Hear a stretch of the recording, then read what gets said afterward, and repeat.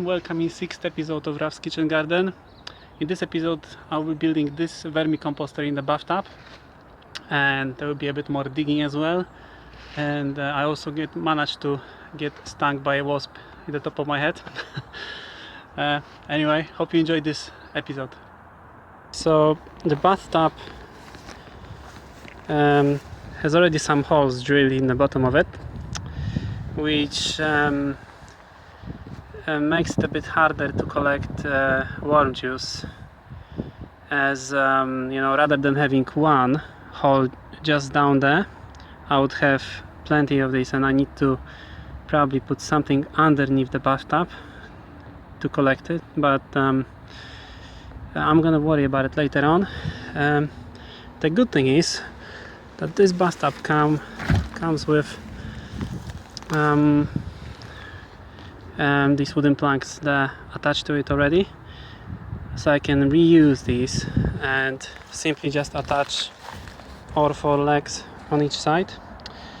And for legs I will use those two. These are reclaimed. This is reclaimed wood that I just found on the side. So I'll just simply put it like this and attach on both sides.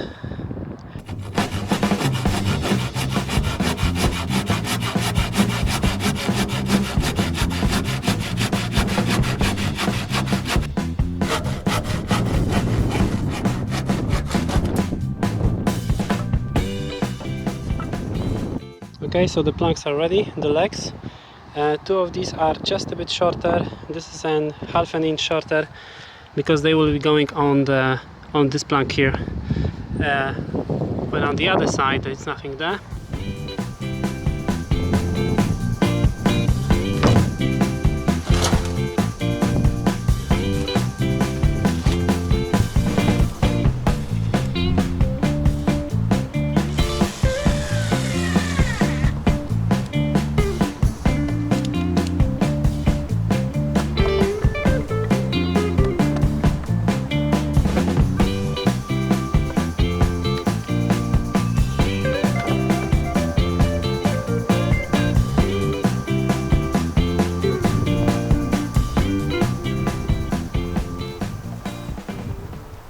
Okay, so legs are now attached, and what I've noticed is that they're coming together like that.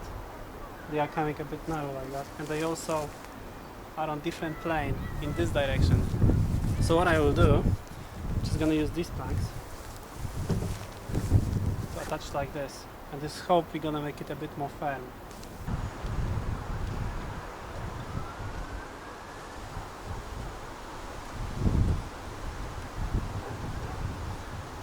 Okay, so now everything is attached. As you see, I put 3 more planks just there to make this whole construction a bit more sturdy. This is again used from my old couch. So yeah, we'll see. I hope it will all last for a long time. However, I wasn't too fussy about making sure that the angles are right and things like that, so let's just hope it's not gonna collapse.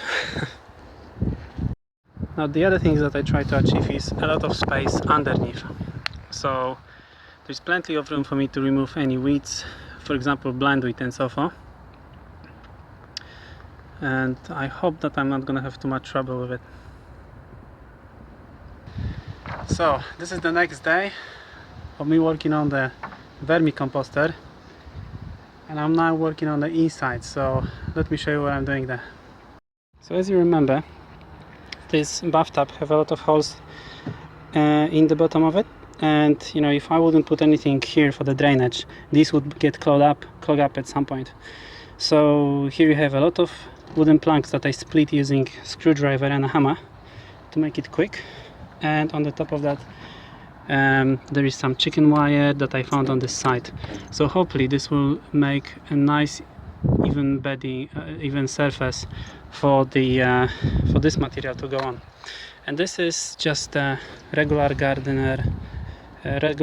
material for garden when you don't want to have any weeds. Basically it will allow water to percolate through, and it's quite light, so in my case, you know, all the oranges will be able to go through, but the debris will stay on the top. That's exactly what I want.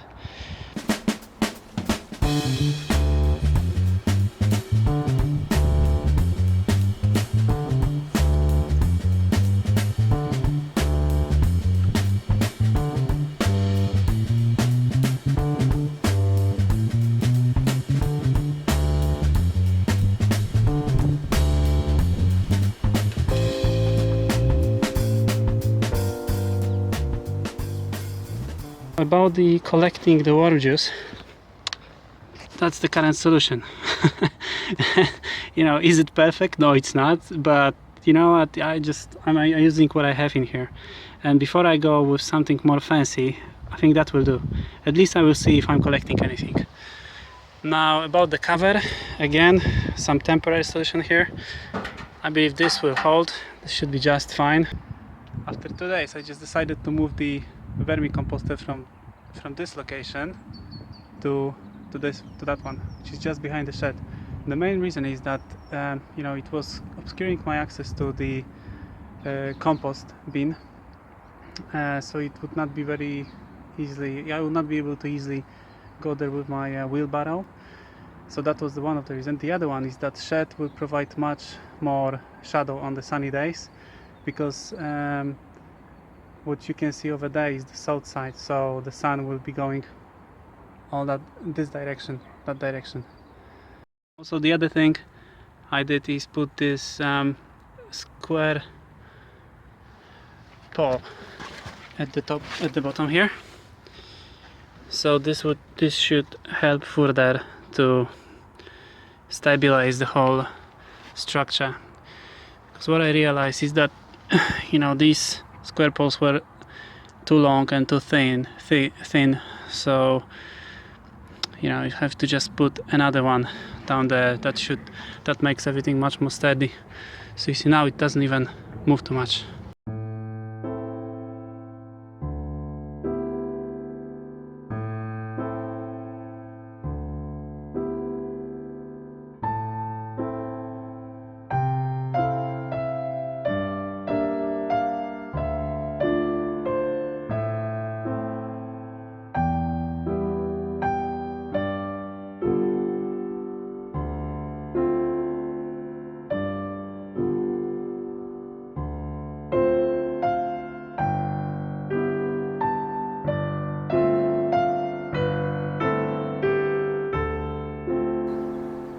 Okay, I just want to show you the nest of the wasps that I found, and I'm not sure why, but whenever I start digging, they keep sitting on my face, you know, on my head all the time. You know, I'm trying to they're just being aggressive all the time, and initially I thought this might be some bumblebees or honeybees that I have on in the other plot, but I think this was usually the wasps. So I still didn't decide what to do about this nest. You know, if you have any ideas, let me know, because you know, I don't want to destroy it. I think they might be out in late autumn anyway, but it's just delaying anything I do on my plot, really, because as soon as I start digging, you know, they're after me. You know, and when I got stung for the first time, I think it was partially my fault, because the wasp just landed on my head and I tried to shake it off, and probably I just pressed it down. That's when I got stung. So I'm not sure if they keep being aggressive or they're just interested or anything, but you know, something just landing on your face when you're working, you know, it's just not ideal. So anyway, let me know if you know anything about wasps and what might be done about them. So I'm continuing to dig the soil, but just to show you, these here are the honeybee hives that are very near to my plot, because my plot is literally here, and just over there behind the greenhouse there is a wasp nest. So basically I'm just in the middle, so wherever I go, if I go too near to this side, bees are getting interested, and on this side wasps are constantly after me. So And what I'm doing really is I slow down my movements, you know, I pay attention if the wasps are nearby, and you know, they tend to fly very nearby the ground, so whenever they show up I move to the other side and start digging somewhere else. And so far it's good. So far they just not interested in me and just doing the whole thing. Yeah, so I guess I can do some progress, but I still cannot move to near these hives. And I spoke with the plot owner, and hopefully he said he will move them more further. So yeah, that's where we are. Okay guys, so I guess that's it for this episode, and I hope to see you next time. Take care.